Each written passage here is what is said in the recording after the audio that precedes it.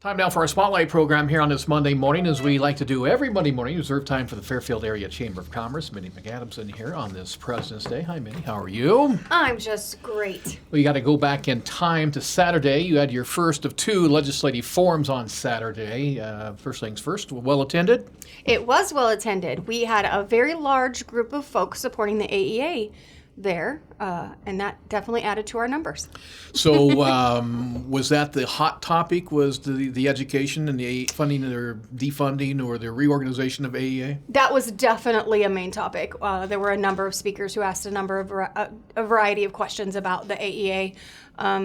Governor put out her bill, and then the House and the Senate kind of have their own bills going, and it's going to be interesting to see how that all shakes out. Well, I know that the bill that made it through the funnel is nothing like the one that the governor put through, but we'll still see how it affects AEA, which for those who are not initiated, probably do need to get a little educated on it, and then let your legislator knows how you feel about the area education agencies, which are dotted all around the state. I'm not exactly sure how many agencies there are. Are there 9 agencies?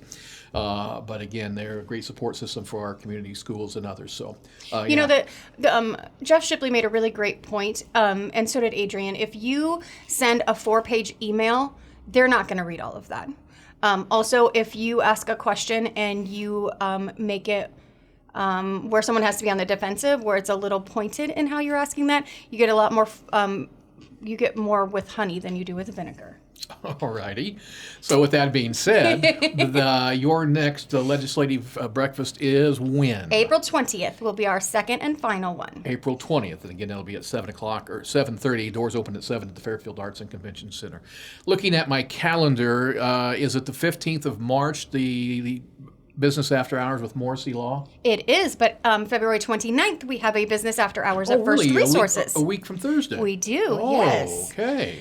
So we'll be sending out those postcards middle of the week. We're sending those to all of our members for every Business After Hours to help so people don't forget and to make sure that we have plenty of attendance. All right. With that being said, what's the calendar look like for 2024 as far as Business After Hours and opportunities for those who might want to get in on the bandwagon? We have a lot of them filled, but of course we added the member mixer now, so we can add as many as our members want to have. Okay, great. I want to remind you to sign up for the Monday morning newsletter, the Chamber Chatter. It's your email box every Monday morning at 8 o'clock. Gives you a quick overview of some community items, not only the chamber items, but other items happening throughout our community. If you're not getting it, you can email the chamber at fairfieldiowa.com. You can also log on 24/7 at chamber@fairfieldiowa.com, so you can check out the member directory, the calendar events, and all the other great resources there as well.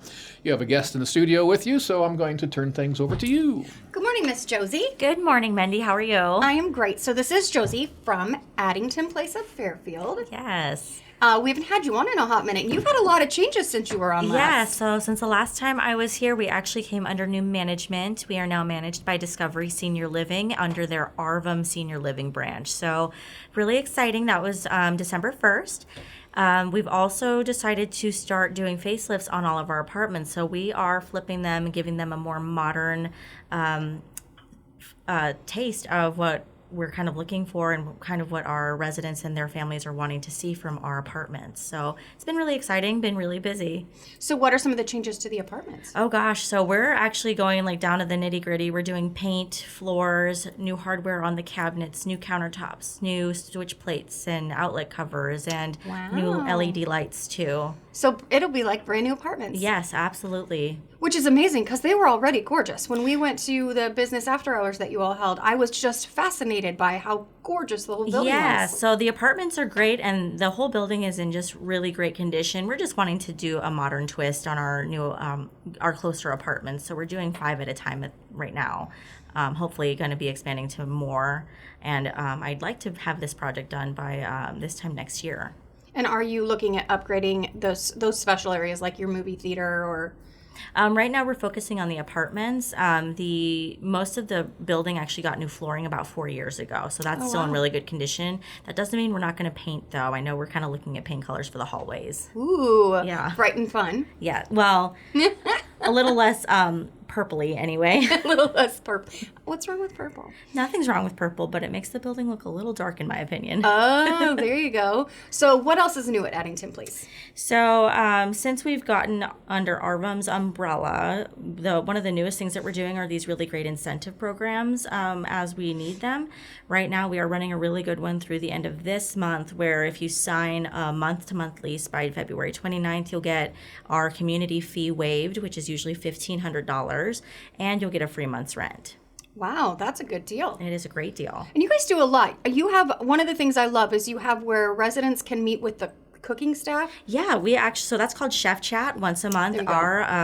Our cook, our head chef, meets with the residents and they go over like menu items that they liked, menu items they didn't like, things they'd like to see, basically giving feedback and kind of being in on the process of how their meals are prepared.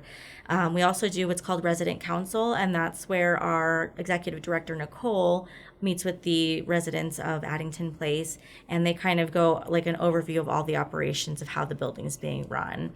And then we also have activity council. So again, our activities person will meet with the residents and they'll kind of go over things that they like doing, things they don't like doing, things they want to do. That's awesome. Yeah. Because you have a really great philosophy, right? You work where they live. Absolutely. Yep. And so because we work where they live, our whole goal is to make our residents happy and to keep them happy because that's ultimately their home. Absolutely. And you usually have some great themes that you kind of work under.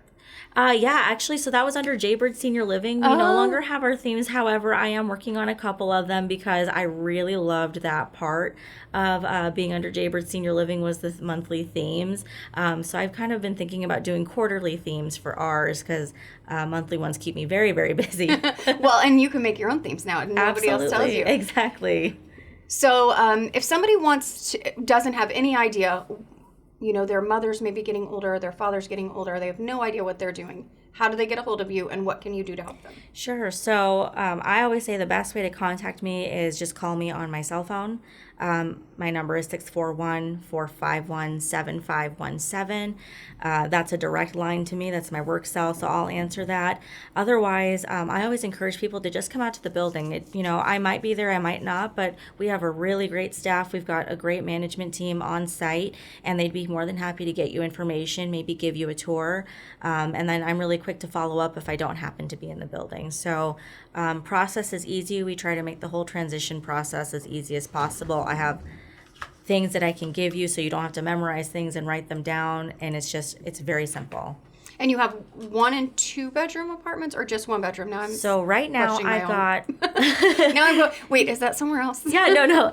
So I've got studio apartments available. I've got 1 bedrooms available. I do have one bed deluxe available. It's one of our larger apartments. They're really hard to come by. And again, I've got 1 2-bedroom apartment available. Again, very hard apartments to come by. Typically, we don't see a lot of turnover in those apartments. So if you're interested in a larger one, I'd say go ahead and get on the wait list now.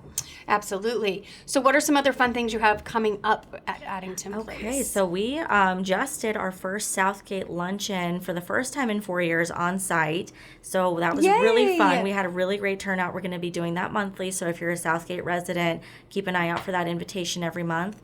One of the things we've got coming up next week is we host the Retired Teachers Association luncheon.